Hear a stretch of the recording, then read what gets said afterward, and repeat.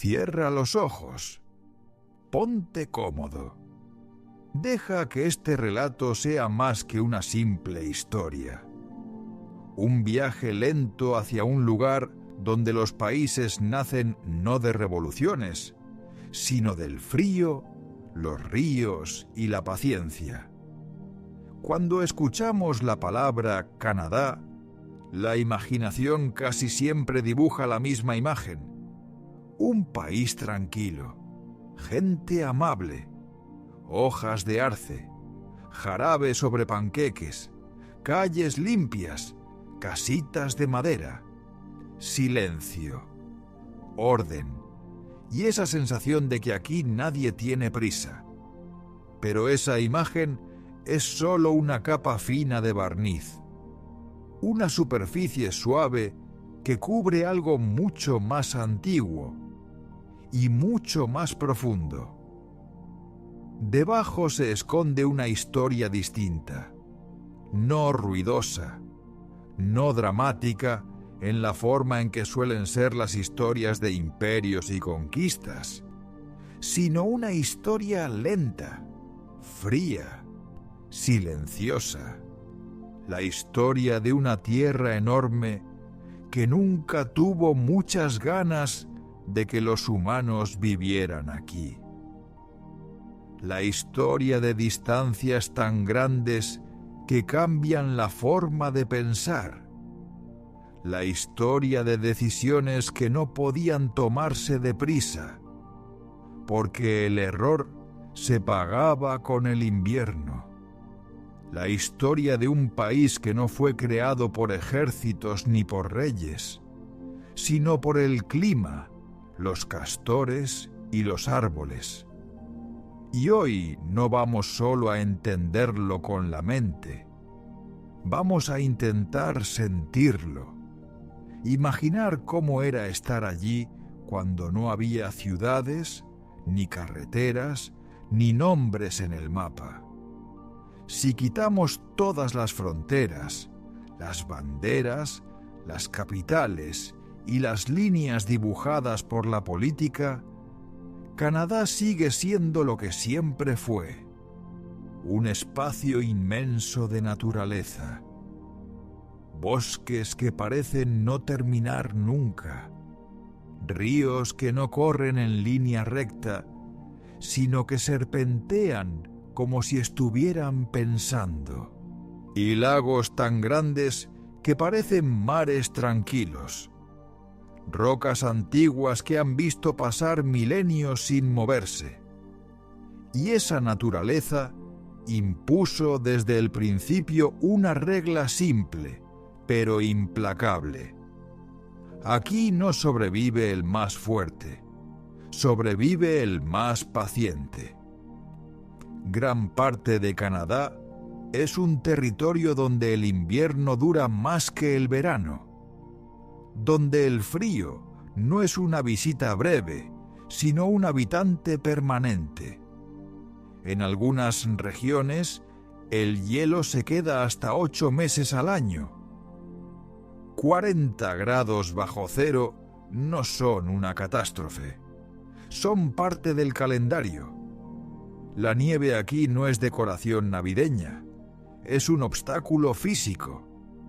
Puede cerrar caminos, detener el comercio, aislar pueblos enteros y en otros tiempos incluso frenar ejércitos.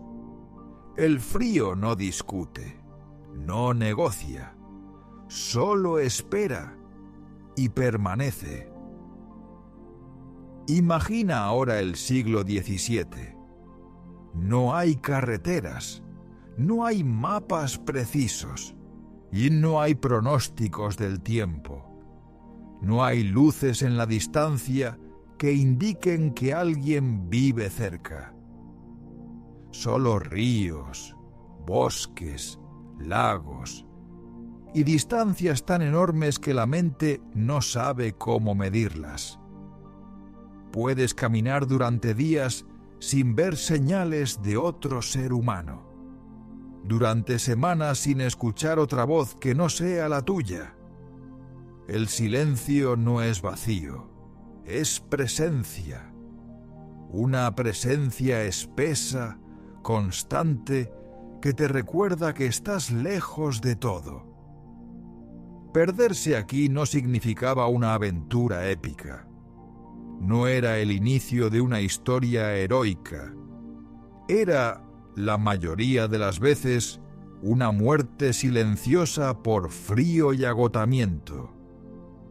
Por eso, desde el principio, este territorio se convirtió en un lugar donde era imposible actuar rápido, donde la prisa era peligrosa, donde la improvisación podía ser fatal.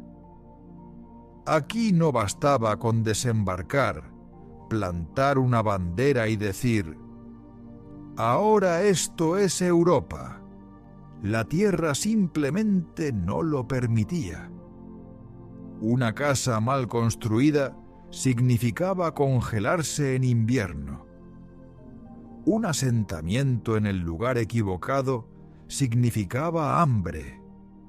No entender las estaciones significaba perder la cosecha, o no tenerla nunca. Canadá se volvió una especie de filtro, pero no eliminaba a los más débiles, eliminaba a los más impacientes.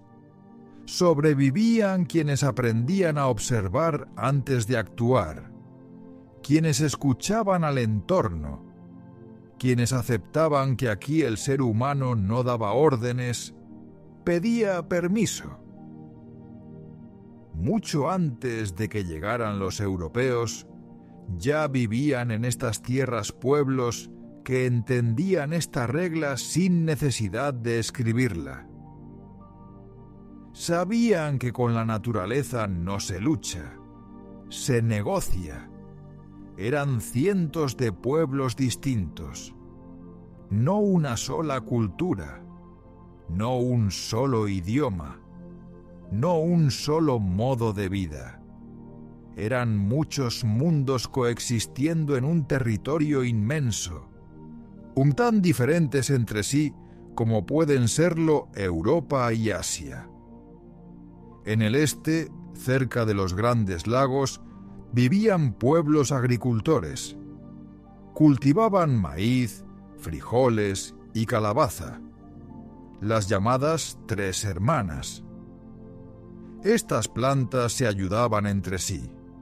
El maíz servía de soporte, los frijoles nutrían la tierra y la calabaza conservaba la humedad.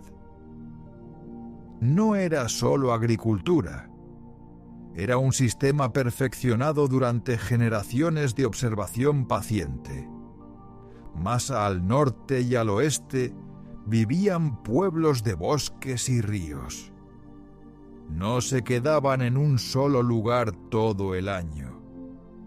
Se movían siguiendo rutas estacionales, como si su hogar fuera un mapa en movimiento.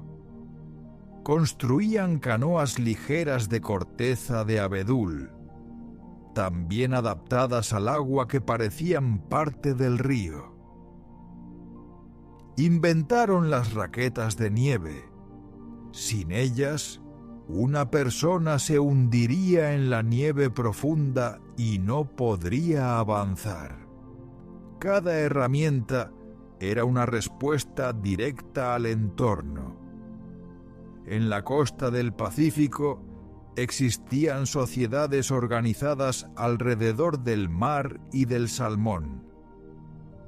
Durante la época de desove, los ríos se llenaban tanto de peces que parecían moverse por sí solos.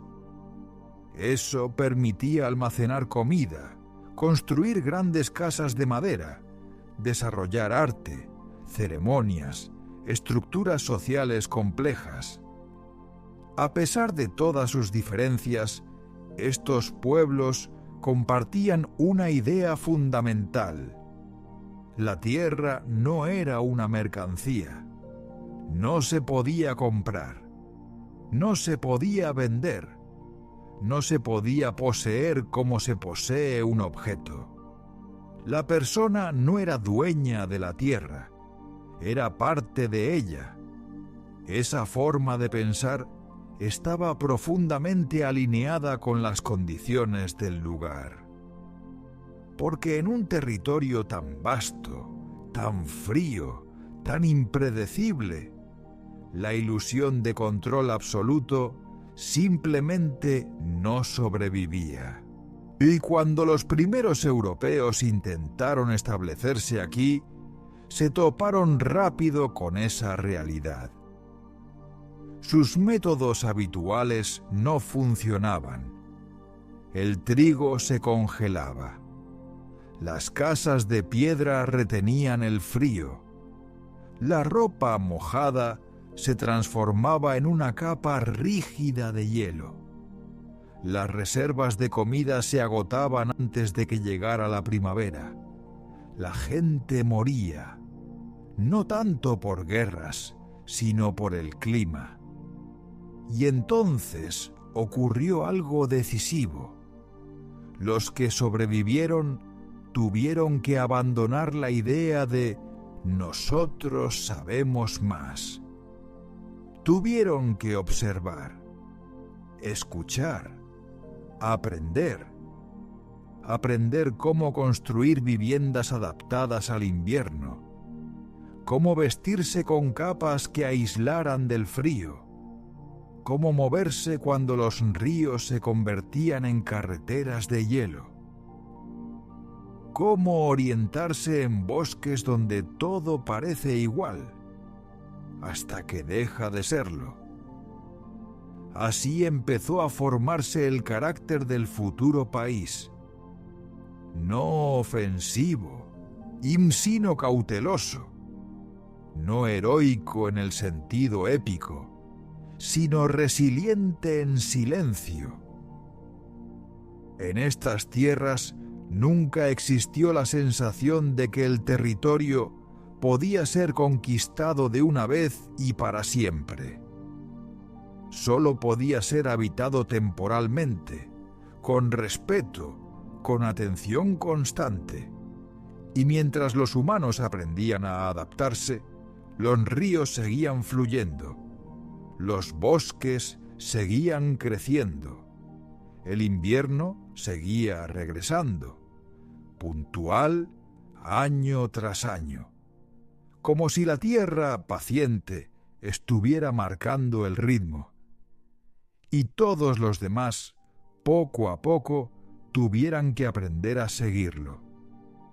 Y mientras los humanos aprendían a adaptarse, los ríos seguían fluyendo, los bosques seguían creciendo, el invierno seguía regresando, puntual, año tras año, como si la tierra paciente estuviera marcando el ritmo, y todos los demás, poco a poco, tuvieran que aprender a seguirlo. Porque en Canadá, y antes que nada, fueron los caminos, pero no caminos de piedra, ni carreteras trazadas con reglas y mapas. Fueron caminos de agua. Si miras el mapa físico del país, verás algo curioso. Una red interminable de ríos y lagos que se conectan entre sí como venas en un cuerpo enorme. Antes de que existieran ciudades importantes, ya existían rutas. Rutas que no se construyeron, sino que se descubrieron. Rutas que no atravesaban la naturaleza, sino que la seguían. Un río no discute con la montaña, la rodea. Busca el punto más bajo. Avanza sin prisa, pero sin detenerse. Los humanos que aprendieron a vivir aquí hicieron lo mismo. Las canoas se convirtieron en los primeros vehículos del país. Ligeras, silenciosas, capaces de deslizarse por lagos que parecían mares y por ríos tan estrechos que casi rozaban las orillas con los dedos. Viajar no era moverse en línea recta, era aceptar el recorrido que el agua proponía. Remar durante horas con el sonido suave del agua contra la madera. Sentir cómo la niebla de la mañana se levanta despacio del lago. Escuchar, a lo lejos, el golpe de un pez en la superficie o el crujido de una rama en la orilla. En ese silencio, el mundo no parecía vacío, parecía atento. A diferencia de los territorios más al sur, donde se formaron rápidamente grandes áreas agrícolas, Canadá se desarrolló primero como un espacio de tránsito. No era una tierra que invitara a quedarse de inmediato. Era una tierra que obligaba a moverse con cuidado.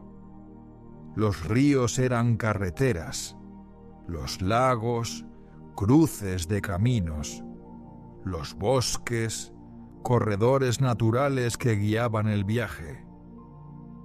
Así nació una lógica distinta. En lugar de ciudades densas luchando por cada pedazo de tierra fértil, aquí se formaron redes de intercambio, de información, de cooperación, porque en un entorno tan exigente, la soledad prolongada podía ser peligrosa. Saber dónde estaba el siguiente puesto, la siguiente comunidad, el siguiente refugio, podía marcar la diferencia entre la vida y la muerte. La geografía enseñó algo simple y profundo. Sobrevivir aquí dependía menos de la fuerza y más de las relaciones. Y en medio de esta red de rutas, apareció una fuerza inesperada que conectaría este territorio con el resto del mundo: la moda europea. En el siglo XVII, en ciudades lejanas como París o Londres, los sombreros de fieltro se convirtieron en símbolo de elegancia y estatus. Cuanto más fino y resistente el material, mayor el prestigio. El mejor fieltro se hacía con el subpelo del castor. Suave, denso, impermeable, perfecto para proteger de la lluvia y para mostrar distinción. El problema era que en Europa los castores casi habían desaparecido, pero en América del Norte, especialmente en las regiones que hoy llamamos Canadá, había ríos, lagos y bosques donde los castores vivían en abundancia, construyendo presas, creando estanques, transformando el paisaje sin saber que su destino terminaría ligado a una economía global. Así, de manera silenciosa, este territorio frío y lejano empezó a ocupar un lugar central en el comercio internacional. No por oro, no por especias, no por metales preciosos, sino por pieles. El comercio de pieles no se parecía a la colonización masiva de otros lugares. No requería millones de personas. No exigía arar campos ni fundar grandes ciudades de inmediato. Requería otra cosa: conocimiento del territorio, resistencia, paciencia y cooperación. Los comerciantes europeos dependían profundamente de los pueblos originarios. Ellos conocían las rutas, sabían dónde encontrar castores, sabían cómo sobrevivir al invierno, sabían leer el clima, los ríos, el bosque. Sin esa colaboración, el comercio simplemente no habría sido posible. Y así se formó una figura muy característica de estas tierras. Personas que vivían entre mundos, intérpretes, guías, viajeros de largas distancias, hombres y también mujeres que hablaban varios idiomas, conocían diferentes culturas y podían moverse con naturalidad entre comunidades distintas. Muchos formaron familias con pueblos originarios. Sus hijos crecieron con más de una tradición, más de una lengua, más de una forma de entender el mundo. Desde temprano, Canadá no fue una colonia homogénea. Fue un espacio de mezcla, de encuentros, de acuerdos prácticos, no siempre justos, no siempre equilibrados, pero sí profundamente entrelazados. Las rutas de pieles se extendieron cada vez más hacia el interior. Cientos, miles de kilómetros de agua conectando puestos comerciales dispersos como pequeñas luces en la inmensidad. En algunos lugares, para pasar de una cuenca a otra, había que cargar la canoa y las mercancías por tierra. Esos tramos se llamaban portajes. Imagínalos.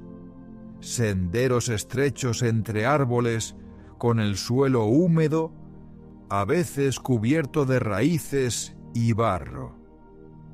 Personas caminando en silencio, con pesadas cargas sobre los hombros, sabiendo que aún quedaban días de viaje. No había prisa inútil. El ritmo lo marcaban la resistencia del cuerpo y el clima, la luz del día.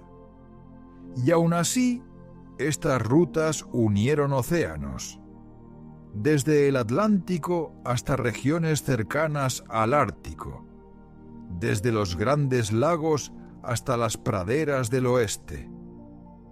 Antes de que existiera un país llamado Canadá, ya existía una red que lo atravesaba, una red de agua, bosque y memoria. Este tipo de expansión no creaba fronteras claras, creaba zonas de contacto, lugares donde diferentes pueblos se encontraban para intercambiar bienes, historias, noticias, donde se compartía información sobre rutas seguras, inviernos duros, cambios en las migraciones de animales. En un entorno donde la naturaleza podía ser implacable, la información era tan valiosa como cualquier mercancía. Saber que un río se había vuelto peligroso, que una zona estaba escasa de alimento, que un invierno había llegado antes de lo habitual. Todo eso viajaba de boca en boca, de campamento en campamento, de puesto en puesto.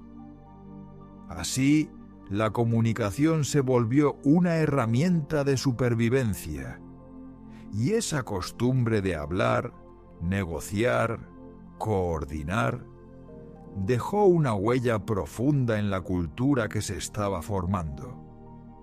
Mientras tanto, el paisaje seguía siendo el protagonista silencioso. Bosques interminables de abetos y pinos, lagos donde el cielo parecía duplicarse, ríos que brillaban bajo el sol del verano y se convertían en carreteras blancas en invierno. Porque cuando el frío llegaba y el agua se congelaba, las rutas no desaparecían, se transformaban. Los ríos helados se convertían en caminos duros y lisos. Los trineos reemplazaban a las canoas. Los pasos sobre la nieve dejaban huellas que el viento podía borrar en pocas horas. Viajar en invierno tenía su propia lógica, su propio silencio. El aire frío hacía que cada sonido se oyera más lejos. El aliento se volvía visible, como pequeñas nubes que se disolvían enseguida. Y aún en esa estación dura, la vida seguía moviéndose. Porque detenerse por completo no era una opción, pero moverse sin respeto tampoco lo era. Poco a poco, sin grandes proclamaciones, se estaba formando algo particular. Un territorio unido no por murallas ni por grandes ejércitos, sino por rutas compartidas. Un espacio donde la cooperación era más útil que la confrontación directa, donde entender el entorno valía más que intentar dominarlo a la fuerza. Ese carácter, moldeado por el agua, el frío y las distancias, no nació en discursos políticos. Nació en canoas deslizándose en silencio al amanecer, en pasos cuidadosos sobre el hielo, en fuegos pequeños encendidos al caer la noche junto a un río inmenso. Y mientras estas redes crecían, mientras las rutas se extendían cada vez más, el territorio seguía enseñando la misma lección, una y otra vez. Aquí, todo lo que perdura, lo hace despacio. Y mientras las rutas se extendían cada vez más, mientras las canoas seguían dibujando líneas invisibles sobre el agua, algo empezó a cambiar lentamente. No de golpe, no con un gran anuncio, sino como cambian las estaciones, casi sin que uno se dé cuenta hasta que el paisaje ya es distinto. Pequeños asentamientos comenzaron a aparecer a lo largo de las rutas principales. Al principio eran solo puestos de comercio, unos cuantos edificios de madera, un muelle sencillo, un almacén, una chimenea humeando en el aire frío. Lugares de paso. Pero algunos de esos lugares, con el tiempo, dejaron de ser solo puntos en el camino. Se convirtieron en lugares donde la gente se quedaba. Porque incluso en una tierra de tránsito, el ser humano busca momentos de pausa. Un sitio donde regresar. Un fuego que no se apaga al amanecer. En el este, cerca del gran río que más tarde sería conocido como el San Lorenzo, comenzaron a crecer comunidades más estables. El río era ancho, poderoso, y conectaba el interior del continente con el océano. Era, en muchos sentidos, una puerta. A lo largo de sus orillas surgieron pueblos donde se mezclaban acentos, costumbres y maneras distintas de ver el mundo. La influencia francesa dejó una huella profunda en esta región, no solo en el idioma, también en la forma de organizar la vida, en la arquitectura de madera y piedra, en la relación con el río como eje central de la existencia. Los inviernos seguían siendo duros y las distancias seguían siendo grandes. Pero ahora había campanas que sonaban en pequeñas iglesias de madera. Había huertos en verano. Había caminos que unían casa con casa. Aún así, la naturaleza nunca quedaba lejos. Bastaba caminar un poco para volver al bosque. Bastaba remar unas horas para sentir otra vez la inmensidad. Más al sur, otras potencias europeas también miraban estas tierras con interés. Pero aquí, el control nunca era absoluto. Las banderas cambiaban, los acuerdos se firmaban, las guerras se libraban en otros continentes y sus ecos llegaban hasta aquí. Sin embargo, el clima seguía siendo el mismo. El invierno no tomaba partido. La nieve caía igual sobre todos los techos, y esa realidad obligaba una y otra vez a buscar equilibrios prácticos.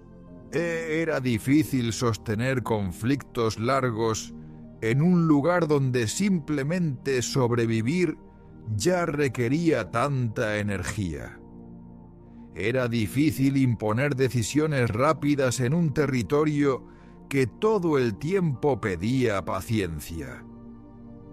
Así, incluso cuando las tensiones existían, la vida cotidiana seguía girando en torno a lo esencial: leña suficiente, comida guardada, techos firmes, rutas seguras. Con el paso de las décadas, estos asentamientos empezaron a conectarse no solo por ríos, sino también por caminos de tierra, y más tarde, mucho más tarde, por líneas de hierro. Pero antes de que llegaran los trenes, antes de que las locomotoras cruzaran paisajes nevados, ya existía una costumbre profundamente arraigada: la de negociar antes que romper. Porque en un entorno tan vasto y tan exigente, aislarse por completo era arriesgado. Cortar la comunicación podía significar perder ayuda, perder comercio, perder información vital. Así fue tomando forma una cultura política lenta. No lenta por falta de inteligencia, sino lenta por experiencia. La experiencia de que las decisiones apresuradas en este territorio rara vez terminaban bien.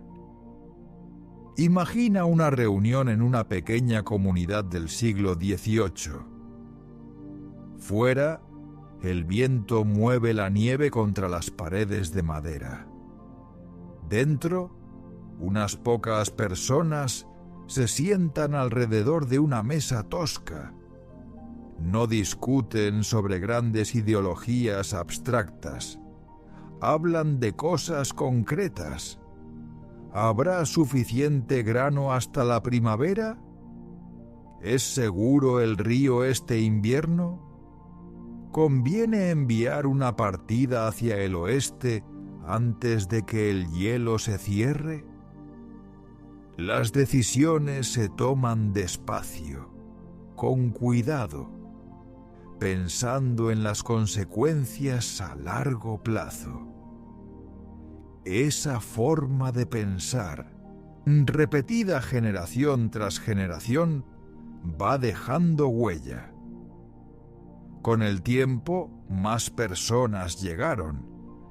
Algunos venían buscando nuevas oportunidades. Otros escapaban de conflictos lejanos. Otros simplemente seguían rutas que parecían prometer espacio, silencio, tierra. Pero el territorio seguía siendo el mismo maestro paciente. Quien llegaba tenía que aprender, igual que los que habían llegado antes. Aprender que el invierno no se puede ignorar, que las distancias engañan, que la naturaleza no es un obstáculo que se elimina, sino una presencia con la que se convive. Y poco a poco, en medio de idiomas distintos, tradiciones diferentes y memorias traídas de otros continentes, empezó a surgir algo compartido.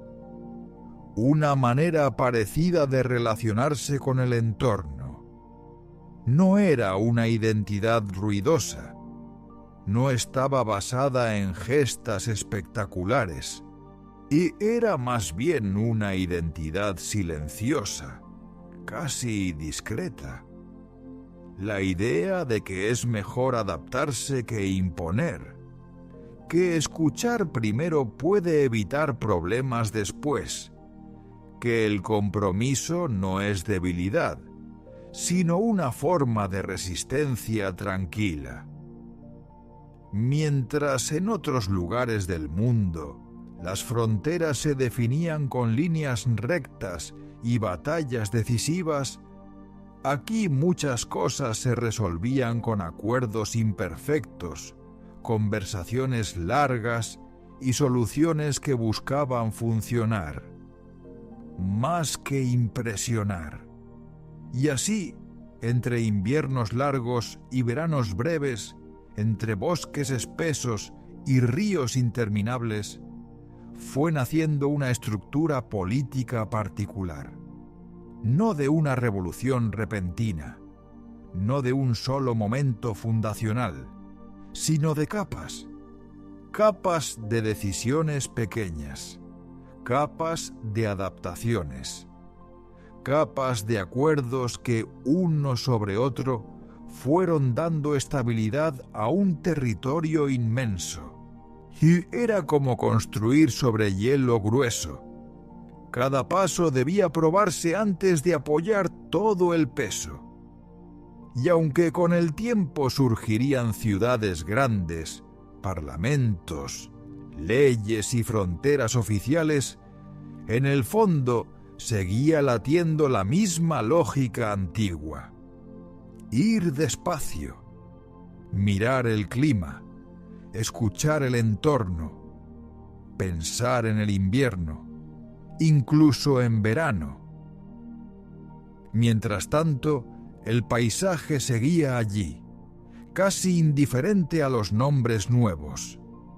Las auroras boreales seguían encendiéndose en el cielo del norte, ondulando en silencio sobre lagos congelados.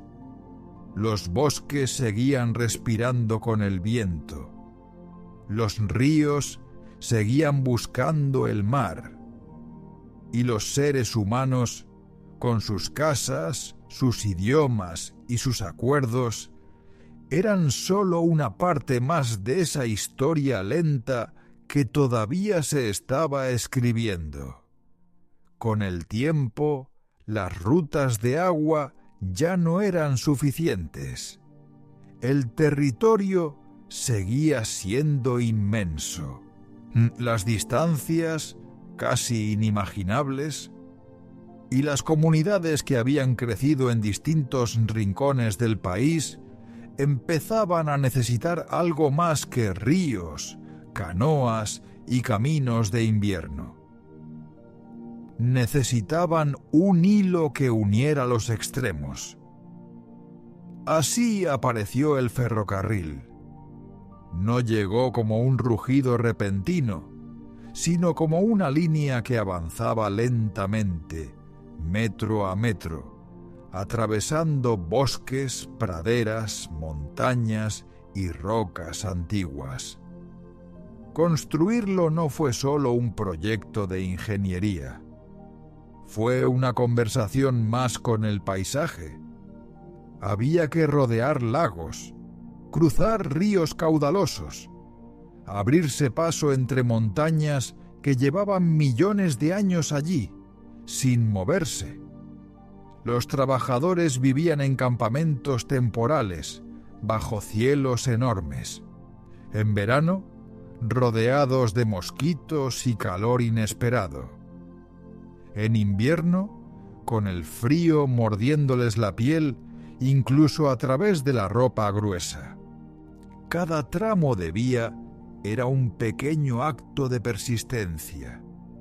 Y cuando finalmente las líneas se encontraron, el país quedó unido no por una sola ciudad ni por un solo idioma, sino por un recorrido largo que atravesaba paisajes radicalmente distintos. Desde los bosques húmedos del este hasta las praderas abiertas que parecían no tener fin, y más allá, hacia las montañas del oeste, donde la tierra se eleva como si quisiera tocar el cielo. Las praderas trajeron otra forma de silencio. No el silencio cerrado del bosque, sino uno abierto, horizontal. Campos que se extienden hasta donde la vista se cansa. Cielos tan grandes que las nubes parecen barcos lentos cruzando un océano azul. Aquí el viento se convierte en protagonista. Se oye en la hierba, se siente en las paredes de las casas, se cuela por cualquier rendija. Las estaciones también se sienten distintas. Los inviernos pueden ser duros y cortantes, con tormentas que borran caminos en pocas horas. Los veranos, luminosos y breves, llenos del zumbido de insectos y el olor a tierra caliente. Vivir en las praderas también exigía paciencia. Paciencia para sembrar, paciencia para esperar la lluvia, paciencia para aceptar que, a veces, el clima decide otra cosa. Más al oeste, las montañas rocosas se levantan como una muralla de piedra. Picos cubiertos de nieve incluso en verano. Valles profundos donde el agua corre clara y helada. Bosques densos que cambian de color con las estaciones. Atravesar estas montañas fue uno de los mayores desafíos para el ferrocarril, pero también fue un recordatorio de algo esencial. En Canadá, cada avance humano siempre está acompañado por una presencia natural más grande. Y en los túneles perforaron la roca. Los puentes cruzaron abismos.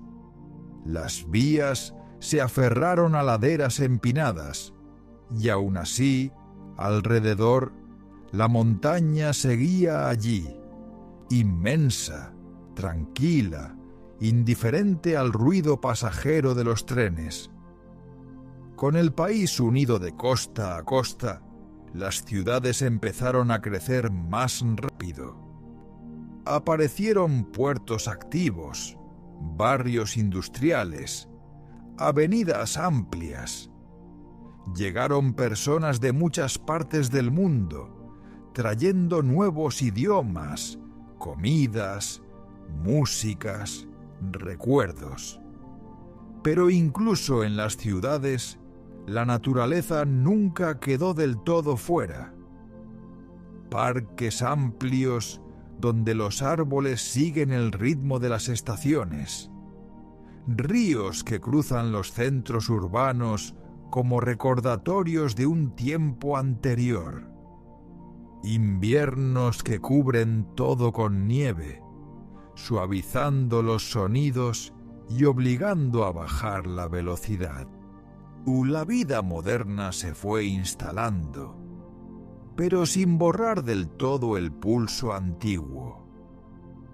A lo largo del siglo XX, El país participó en los grandes movimientos del mundo. Hubo guerras lejanas que tocaron familias.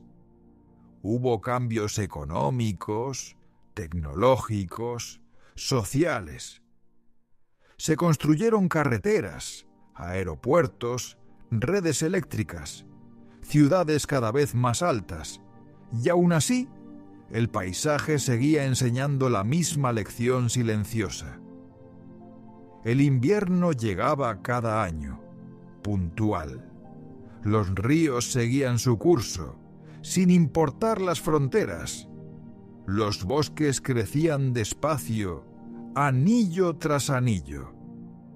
Ese contraste entre modernidad y naturaleza no generó una ruptura total, sino una especie de equilibrio inestable, pero constante.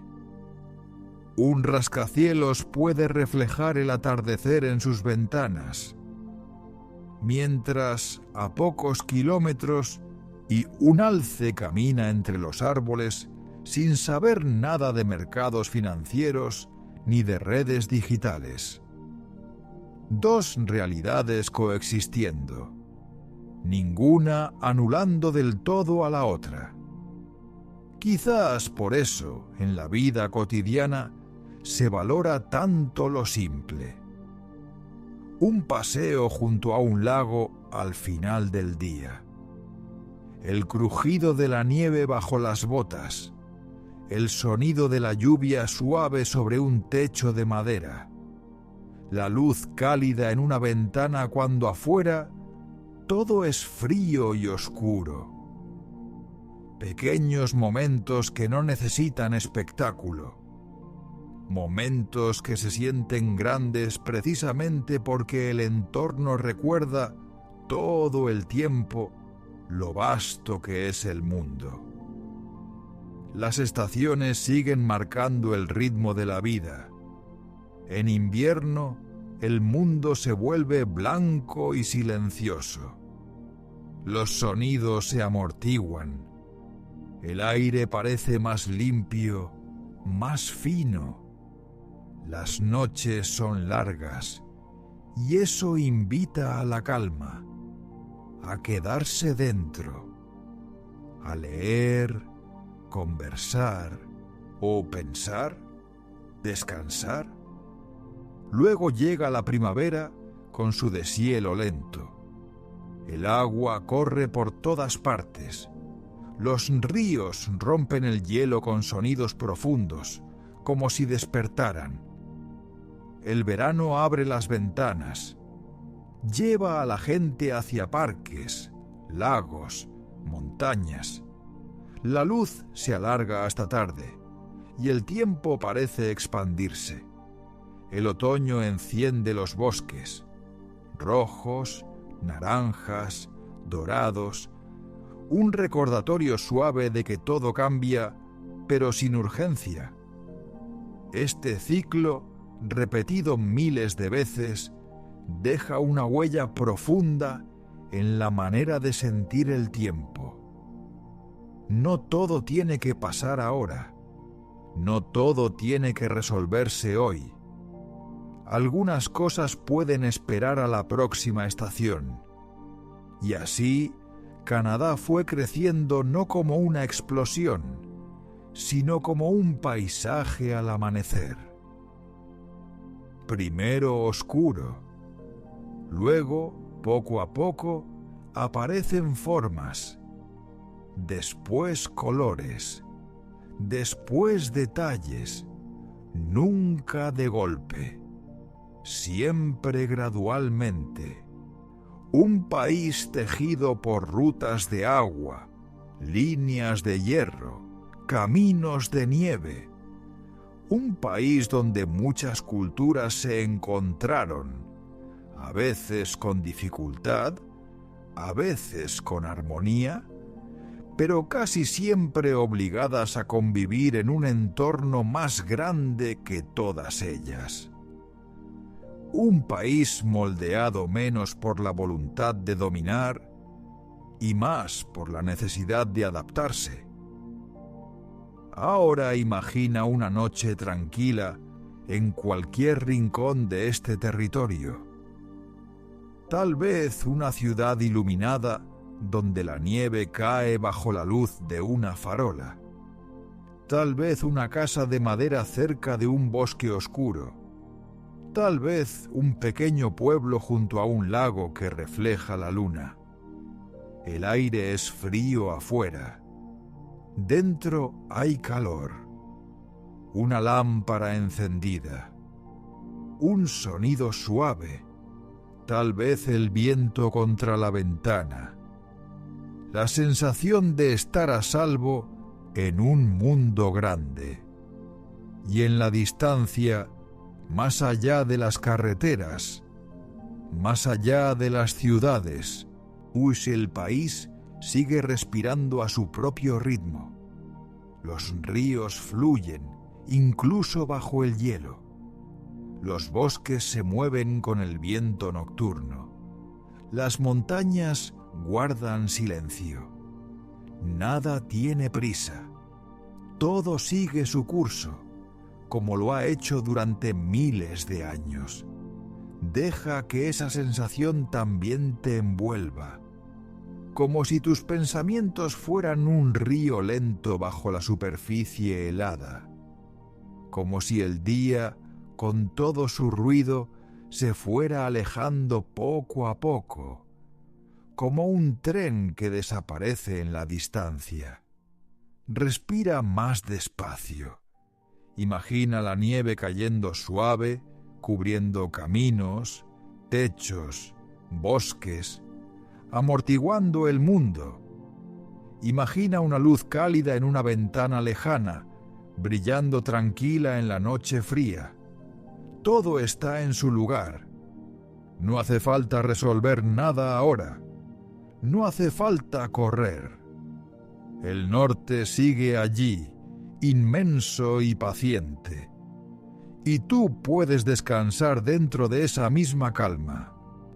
Que tu noche sea silenciosa y suave. Que el sueño llegue sin esfuerzo, como el invierno que se posa sobre la tierra.